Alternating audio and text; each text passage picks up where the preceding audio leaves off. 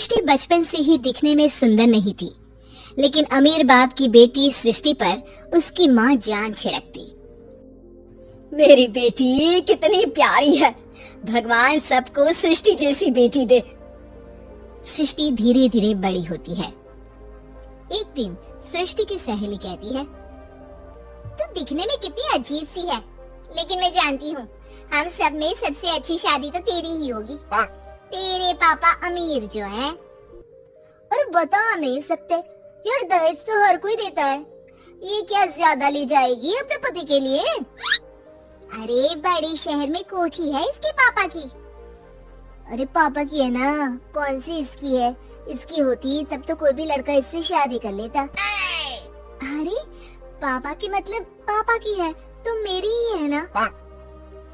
किसने कहा? अब तेरी तो तब होगी ना जब तेरा भाई ना हो। वैसे भी शादी के बाद सारी प्रॉपर्टी भाई के नाम होती है। सृष्टि समझ जाती है कि उसे किसी भी हालत में माँ बाप की सारी प्रॉपर्टी को अपने नाम करना है, लेकिन कैसे? एक दिन सृष्टि का भाई शीनू कहता है, बहन क्या कर रही है? तुझसे एक बात करनी है। अरे हाँ हाँ करना, मैं तो तेरी बहन हूँ। बहन मेरी लाइफ में ना एक लड़की है, बहुत अच्छी है।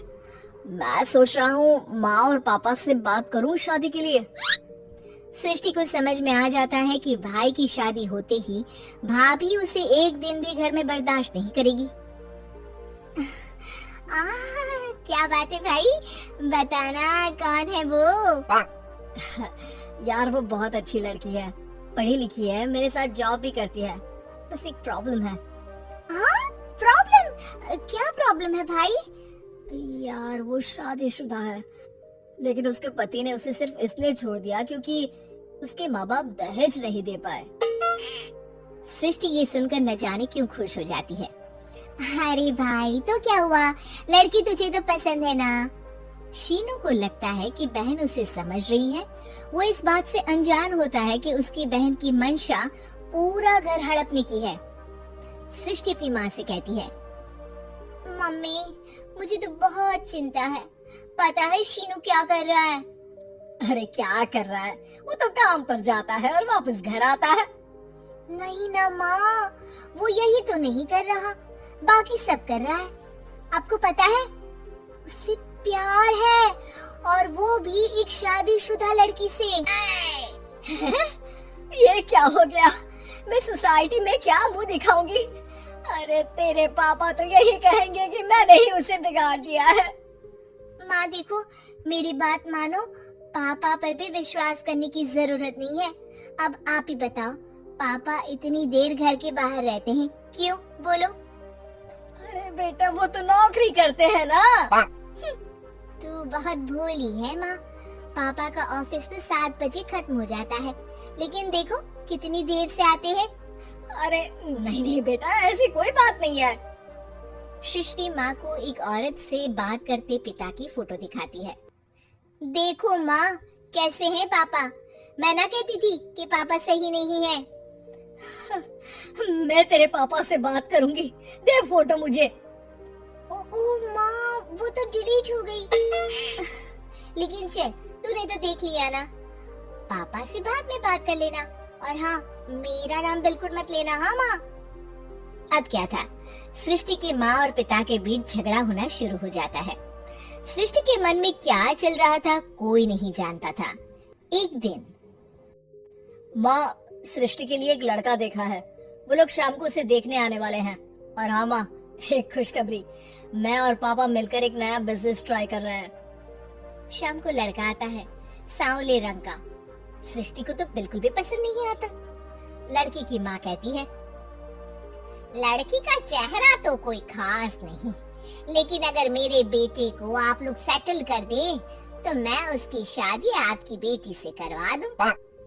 सृष्टि को लड़का बिल्कुल पसंद नहीं था। उसे भाई पर गुस्सा आ जाता है।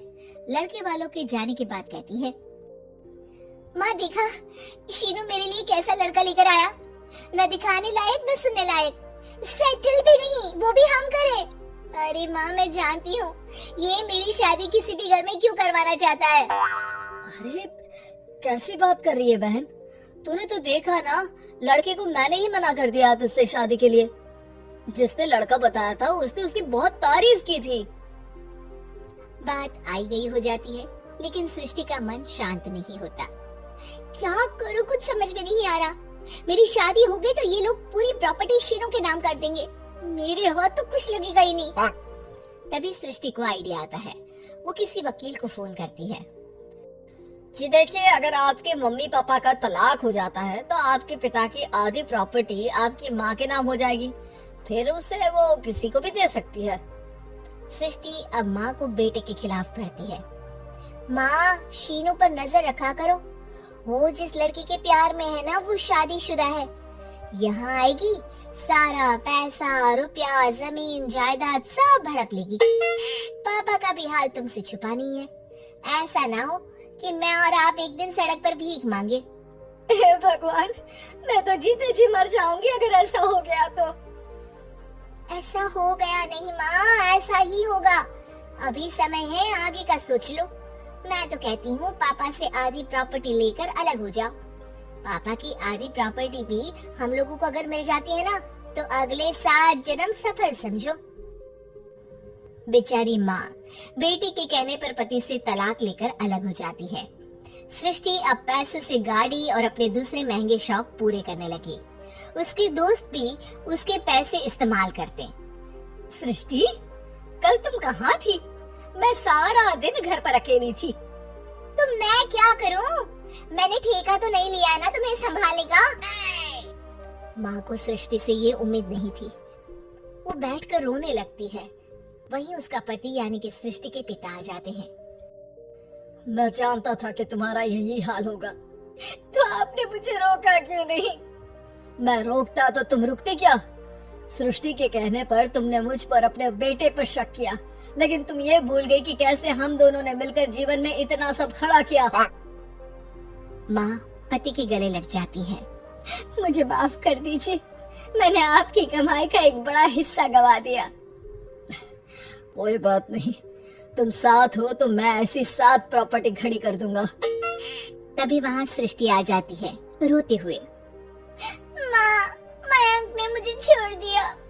वो बोल रहा था जब तक मेरे पास पैसे थे तब तक ही वो मेरे साथ